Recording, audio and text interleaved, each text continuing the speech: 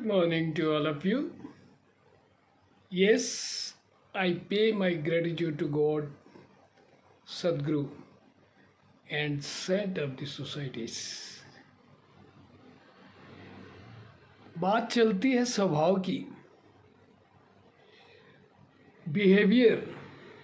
संत बताते हैं स्वभाव क्या है।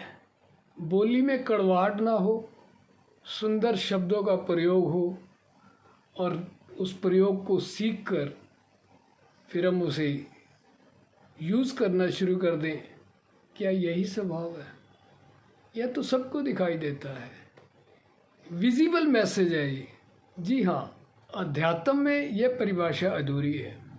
ये तो मार्केटिंग से भी सीख सकते हैं। संत समझाते हैं कि अध्यात्म में स्वभाव का अदृश्य इनविजिबल मैसेज क्या है, उसको समझना है, सत्य से जुड़ना है, सत्य को सीखना है, सत्य को पहचानना है। और इस इनविजिबल मेथड पर सबसे पहले हमें ध्यान करना है। यही स्वभाव है, यही बिहेवियर है। जी हाँ, आज का टॉपिक है वैदिक न्यूमरोलॉजी और लोशो ग्रिड। लोशो ग्रिड की बात, हम अंकों द्वारा क्या जान सकते हैं, क्योंकि अंक ही हमारे जीवन में हर मूल्य को दर्शाते हैं। चाहे वो हमारा नाम हो, हमारे पिताजी का नाम हो, डेट ऑफ बर्थ हो, या फिर मोबाइल नंबर। जी हाँ, आजकल मोबाइल नंबर बहुत इम्पोर्टेंट है, क्योंकि मोबाइल नंबर द्वारा ही हम एक्सप्रेस करते हैं और इन अंकों से ही हम पहचाने जाते हैं। नाम कुछ भी हो, लेकिन वो अंक जो हैं, अंक बोलते हैं। किस प्रकार से हम अंकों का विश्लेषण करते हैं लोशो ग्रिड में, किस प्रकार से हम अंकों का विश्लेषण करते हैं वैदिक न्यूमरोलॉजी में, इसी के ऊपर चर्चा होगी। लोशो ग्रिड की जहाँ तक मैं बात करता हूँ, I do not take 1 and 9 in 20th century, क्योंकि कैलकुलेशन में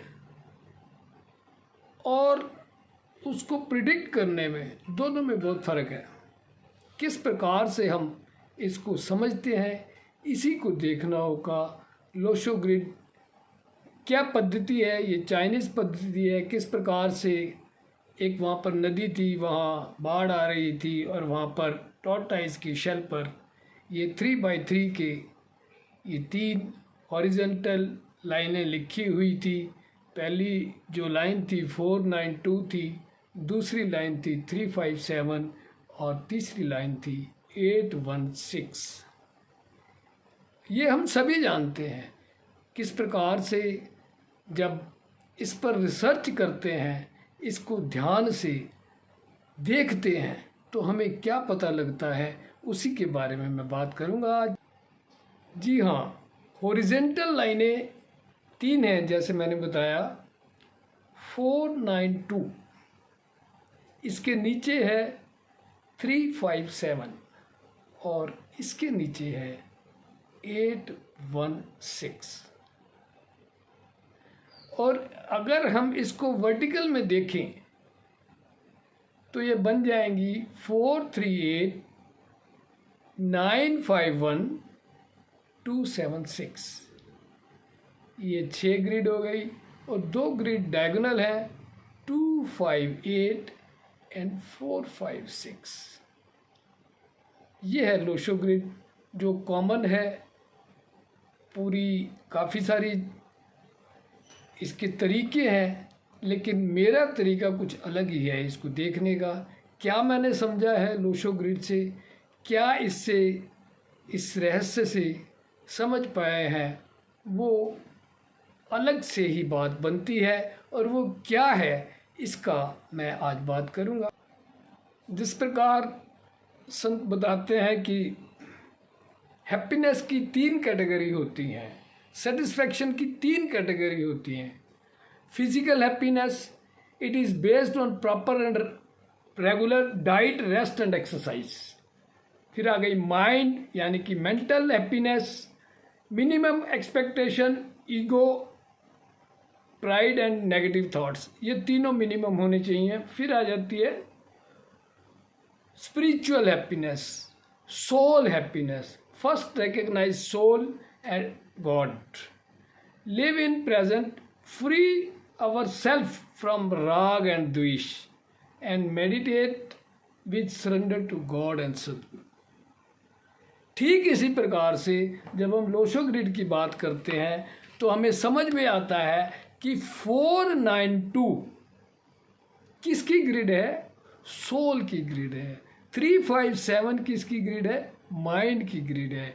और 816 किसकी ग्रिड है? बॉडी की ग्रिड है। इसी प्रकार से इसको देखना है किस प्रकार से कि ग्रिड में कोई अक्षर, कोई अंक है या नहीं है। अगर सारे अंक पूरे हैं तो उसकी वो ग्रिड पूरी है। और ऐसे ही वर्टिकल में अगर हम आते हैं तो 438 थॉट्स, हमारी सोच कैसी है। और फिर 951 हमारी गॉड्स विल क्या है, अपनी विल नहीं, गॉड्स विल क्या है। और फिर उसके बाद आती है 276, हम कैसे इस पर एक्शन लेते हैं।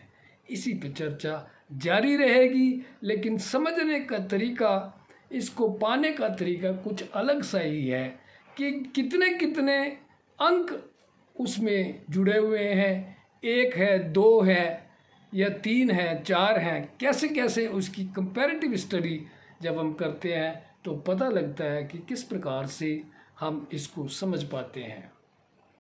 जी हाँ, अब समय है आज के वास्तु टिप का।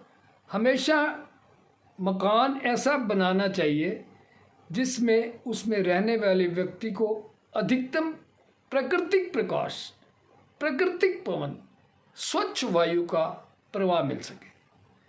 भवन ऐसा होना चाहिए कि प्रातःकालीन सूर्य की किरणों का लाभ भवन और निवासियों को मिल सके। आज की चर्चा यहीं तक, बाकी आगे आने वाले नेक्स्ट थर्सडे को इसी विषय पर बात होगी। आज की चर्चा यहीं तक। Thanks giving to all who are watching my videos. Thanks to all.